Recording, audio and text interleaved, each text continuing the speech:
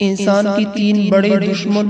آئیے آج ہم ان تین دشمنوں کو پہچاننے کی کوشش کرتے ہیں، کیونکہ جب دشمن کی پہچان ہو جاتی ہے تو اس سے بچاؤ ممکن ہوتا ہے۔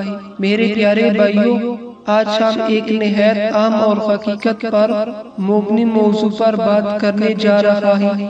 انسان کی تین دشمن، یعنی وہ تین خطرناک دشمن جو انسان کی ایمان، عمل اور آخرت کو تباہ کرنے پر تلے ہوئے ہیں۔ یہ دشمن ایسے ہیں جو کبھی سامنے نہیں آتے مگر ہر لمحے ہمارے آس پاس موجود رہتے ہیں۔ یہ دشمن ہیں انسان کا پہلا اور سب سے بڑا دشمن۔ میرے عزیزوں، سب سے پہلا دشمن نفس ہے، یعنی انسان کی اندر کا وہ حصہ جو اسے برائی پر اکساتا ہے۔ قرآن مجید میں اللہ تعالیٰ نے فرمایا، یقیناً نفس انسان کو برائی پر اکساتا ہے سوائے اس کے جس پر میرا رب رحم کرے۔ یہ نفس ایک پوشیدہ دشمن ہے جو ہر وقت ہمارے دل کی دروازے پر دستک دیتا رہتا ہے۔ یہ کبھی ہمیں گناہ کی دعوت دیتا ہے، کبھی خواہشات کے پیچھے دوڑتا ہے اور کبھی تکبر، حسد، لالچ اور خود پسندی کی آگ میں دھکیل دیتا ہے۔ مثلا ایک شخص نماز کے لیے اٹھتا ہے مگر نفس کہتا ہے تھوڑا سا اور سو جا، ابھی وقت ہے۔ ایک شخص صدقہ کرنے لگتا ہے، نفس کہتا ہے اپنے لیے بچا لے، کل کی فکر کر۔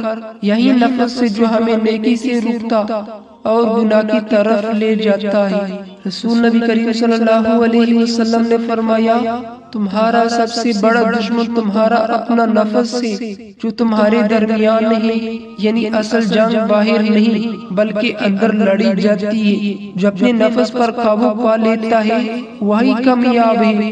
قرآن کی گواہی، جو اپنے رب کے سامنے کھڑے ہونے سے ڈرتا ہے اور نفس کو خواہشات سے روکتا ہے، اس کا ٹھکانہ جنت ہے۔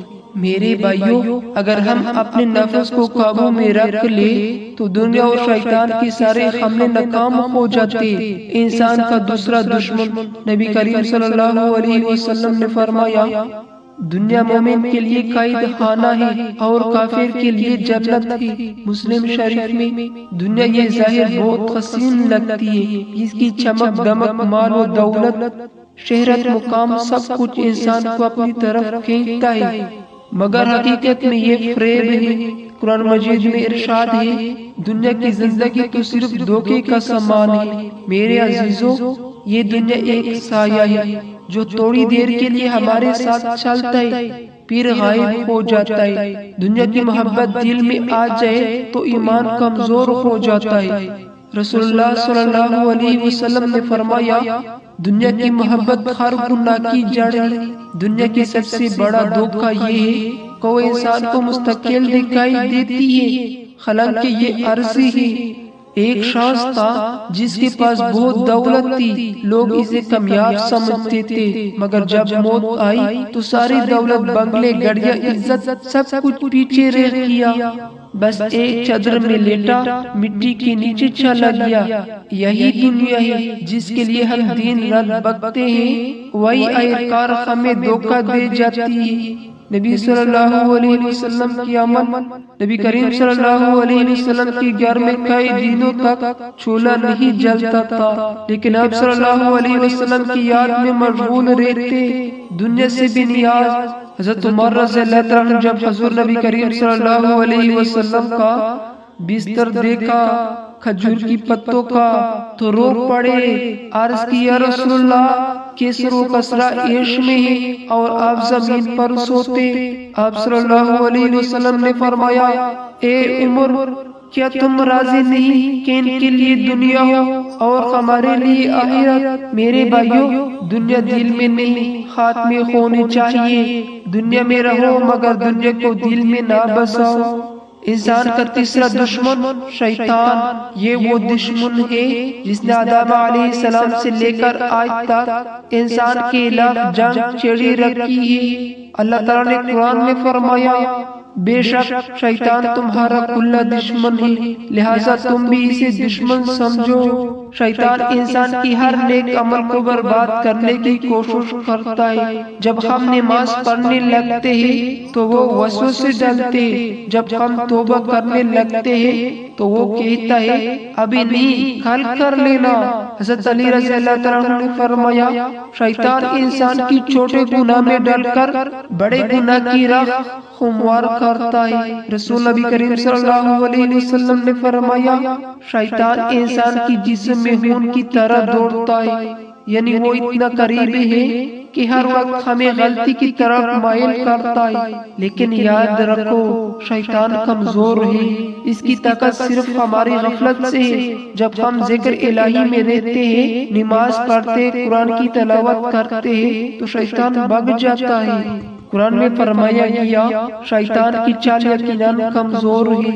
یہ تین دشمن نفس، دنیا اور شیطان ایک ٹیم کی طرح کام کرتے ہیں۔ شیطان وسوسے ڈالتا ہے، دنیا دل کو لبھاتی ہے اور نفس اس وسوسے کو قبول کر لیتا ہے۔ یہی وجہ ہے کہ قرآن و حدیث میں بار بار تزکیہ نفس کی تاکید کی گئی ہے۔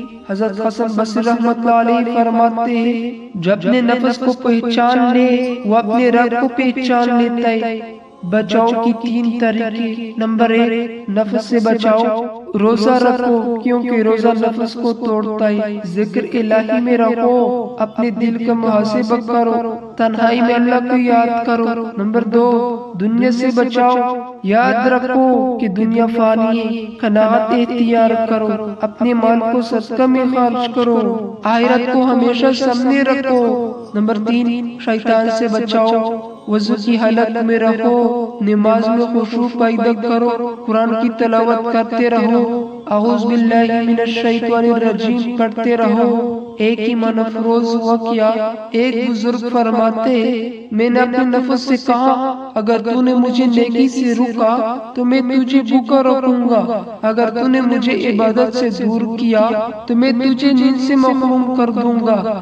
یہی طریقے نفس کو قابو کرنے کا، اسے نرمی سے نہیں سختی سے قابو کرنا پڑتا ہے۔ میرے پیارے بھائیوں اور بہنوں، زندگی ایک امتحان ہے۔